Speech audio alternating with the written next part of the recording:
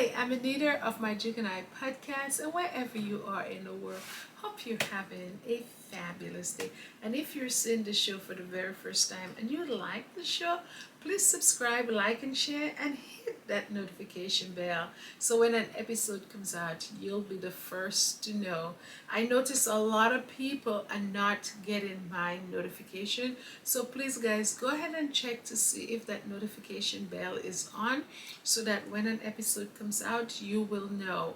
Okay, because that's what I'm hearing. I'm hearing a lot of people saying that they're not getting my notification. And my mom told me that she got one of my notifications, and that video that she got, I did that video almost a month ago. So make sure to check to see. I don't know what is going on, but whatever is going on is going on. I'm not too concerned about that. Let me just go in to give you this exciting news. Harry and Meghan, they're going to be in New York on October 10th, which is World Mental Health Day. So, it is, very exciting. I don't know if I'll be able to, go wherever they will be. Because I don't know as yet if their events are in the morning or in the evening. If it's in the evening, I will try to make it, but if it's early, I won't be able to go because I'm working on that day. Oh my goodness, I cannot believe it. I'm off on Monday and they're having this thing on the 10th. I wish it was on the 9th, but hey, it's Mental Health World Day, and that's just the date, so just have to go along with it. But we're truly excited that they will be here, and I'm telling you, they are so busy. They just came from Germany. They were out at an event in California, Kevin Costner 1805 live charity event, and they were in Portugal, so they have a pretty busy life, and now they're coming to New York. Oh my goodness. And I'm so proud of the fact that Archewell is a very new, Archewell Foundation is a very new organization. It was opened in 2020, I believe. Somebody tell me if I'm wrong in the comments. It was, established in 2020, and 3 years in, and they look at how they're having a big event here in New York City, or will be having a big event here in New York City. So that is very exciting. I'm telling people, Harry and Meghan, they're working on a lot of things, honey.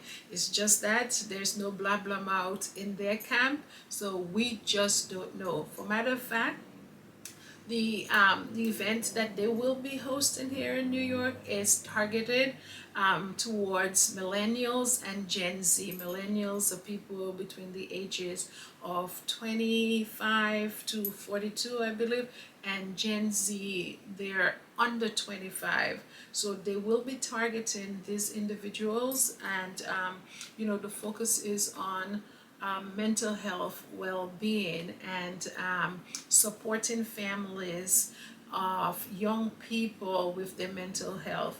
They will be having some families that they've been working with, and I'm telling you, this is the behind the scenes that nobody knows. So they will be having some families that they've been working with a year now, families who have gone through trauma as a result of social media and what have you, and have a story to tell, and to share with others, so others can avoid the entrapments of social media and so on out there, as well as to see the warning signs that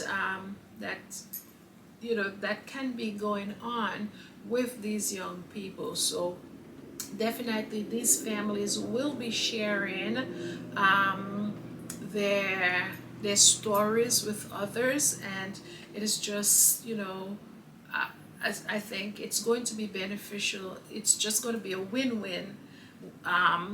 Anywhere you look at it, it's going to be a win-win, because here you are, you're sharing stories about your experience, your personal experiences, and I think sometimes in life the best lessons that you can learn is to look at people's situations, look at people's experiences, and based on those lived stories or experiences, you want to use that to avert any type of situations that is coming your way. Okay, so yes, so definitely it's exciting, and Harry and Meghan, they're going to be speaking with the Surgeon General of the United States, Vivek Murphy. They will have a segment with him where they will have a discussion on mental health. So truly, it's exciting. Not only that, with the fact that Harry and Meghan is coming to New York, but also as a parent, I couldn't imagine, what I can learn from those conversations, as well as the people and them who are going to be participating in the audience, or in those conversations as well. So it's cathartic to be able to share your trauma, and at the same time it's informative for the listeners, so that they can have all the warning signs, and they could have the tools and the know-how to avert situations in the future. So it's just a win-win for everybody. So very excited, and as I said, it's going to be on October 10th right here in New York City. So looking forward to that. And Harry and Meghan, as I said, I nobody can, I think, is more qualified to present a summit on mental health, because as Harry has said in the past, it is therapy and being aware of his mental health that pretty much saved him with all the trauma that he has gone through as a young individual and an adolescent. So definitely, mental health is something that he is big on, and yes, I don't think there's anybody better than Harry and Meghan to present to this summit. Just saying. So yes, now moving on to other things. We know we have that drama with GBN over in the United Kingdom, and so far 2 people have lost their jobs for good. We have Calvin, is it Robinson? He's out, he's been ousted, and also we have Lawrence Fox, who also lost his job as well. So he's not coming back, and Lawrence lost it because of this really derogative conversation that he had, or segment that he had with Dan Wooden, and he refused to apologize. So he's gone, and what he did, he threw all of them under the bus. So now there's an investigation, and it appears like GB News is trying to clean house. I hope they get rid of Nana. I hope they get rid of Nigel Farage. I hope they get rid of Angela. She should never come on as a commentator. The woman is she's just an evil person. And anybody who has so much hate in their heart for anybody without even knowing the person, should not come on television to influence people all over the world. You never know about the mental state of people, the viewers that are watching, and to put somebody on television to come and spew vile and vitriol against another person, what you're doing is setting up others to probably do something dangerous, or to send them into a place that is even worse than where they are already, because of what you're saying. So as I said, these people do not need to be on television, because all they're doing is not making the world better, they're making it worse. Okay, so there we go. So Dan Wooden, we don't know what his fate is. They said they're doing an internal investigation, and as of today, we don't know if he is permanently gone. But however, people on the inside are saying literally that Dan Wood, it might just be the end of the road for him. Now, there's a watchdog group, and let me make sure I have this watchdog group, and I think they're called Stop Funding Hate.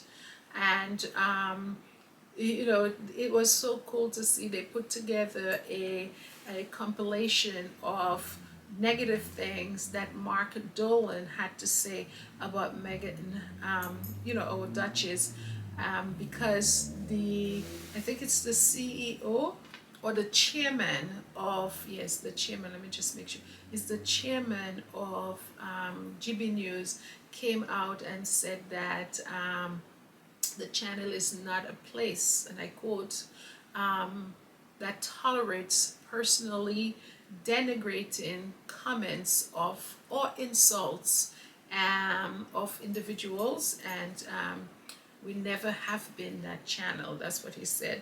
Now, when you hear that type of rhetoric, that kind of cunning talk, you have to say, who are we talking about? Are we talking about GB News, that this is not tolerated at GB News? Because day in and day out, we see that from GB News. So this campaign that's called Stop Funding Hate, they compiled all of what Mark Dolan had to say, and I put a little bit of it on, I think I made a short of it, and I put it on YouTube. But so when they compile it, they say, really, this is what is going on? You're saying that this is not what is happening, but here, let me tell you, here's the evidence. So they presented the evidence to them, okay? And here, let me just play a little bit of the type of things, the type of denigrating things that GB News claim that doesn't happen on their channel. Let me just play a little bit of what Mark Dolan has had to say about Meghan, and he's another one that has to be gone too. If they're cleaning house and they're taking out all the toxin and the toxicity at GB News, I see that Mark Dolan, he himself has to go. He says too many outrageous things, and he has a tendency of referring to Meghan as Yoko Mono. Everybody knows that Yoko Ono was the person that divided I think it's the Beatles. So he's looking at Meghan as the person that came in to the royal family and divided Harry and his brother and the royal family. Meanwhile, Harry wanted to leave that royal family for the longest time. It was very toxic for him mentally. There you go. He's aware of his mental health, and he realized that being in this situation, being in that family, was not what he wanted, and he wanted to form his own path. And here he is, but yet they're blaming Meghan for what was inevitable. Okay, so here's what he had to say.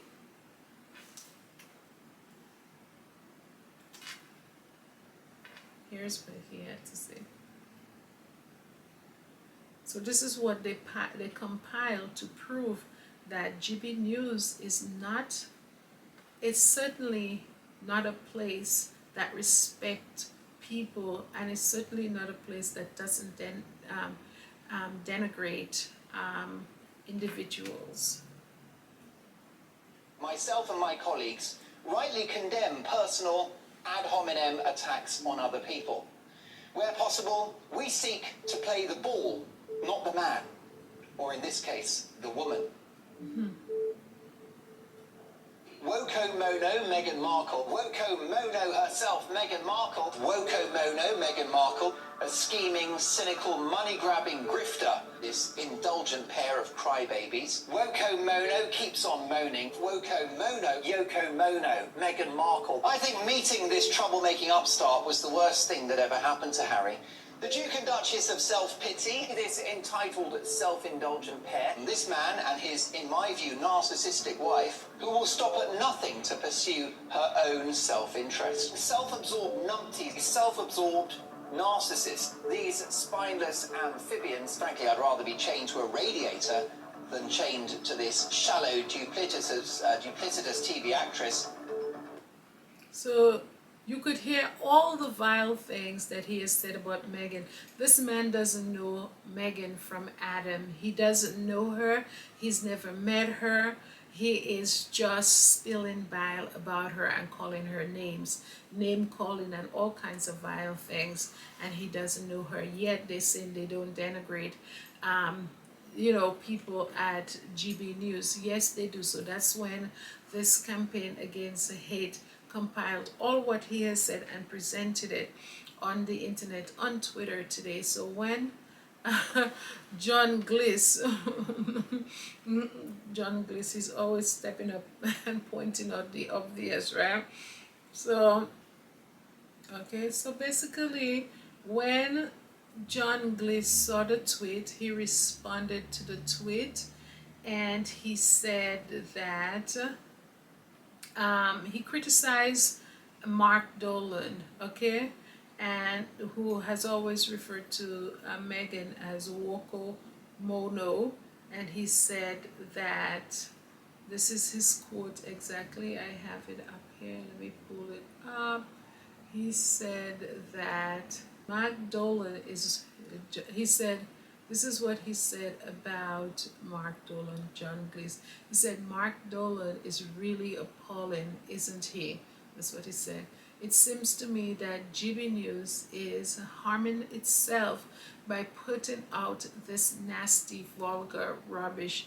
Absolutely. Every time they think that they're offending Meghan or hurting Meghan to appease their the creepy fan base that they have that listen to GB News, they're absolutely hurting themselves even more. So thanks to John Gliss for standing up and saying something, because it seems like a lot of media outlets, a lot of people out there, they're staying very mum, they're very quiet, and thank God for a voice of reason, John Gliss, who always speaks his mind. He was very good in Monty Python anyways. So there you go. Now, yes, that's all for now with our exciting news about Harry and Meghan's event here in New York, as well as the headways that is being made in the United Kingdom with that toxic media that they have out there. Let us hope that GB News is used as an example for the different outlets that's out there and those that are coming up as well. We're not playing. The Sussex Squad is not playing. By the way, the Sussex Squad has a different departments. I'll tell you my department in my head. In my head, I have my own department, and my department is called SWAT, SWAT, and what that stands for is Sussex Warriors Against Tyranny. So I am the head, the chief of the SWAT department, and don't worry with me, just kidding. I got you guys. Got you guys, okay? But anyways, that's all for now. Take care and bye. Love you all.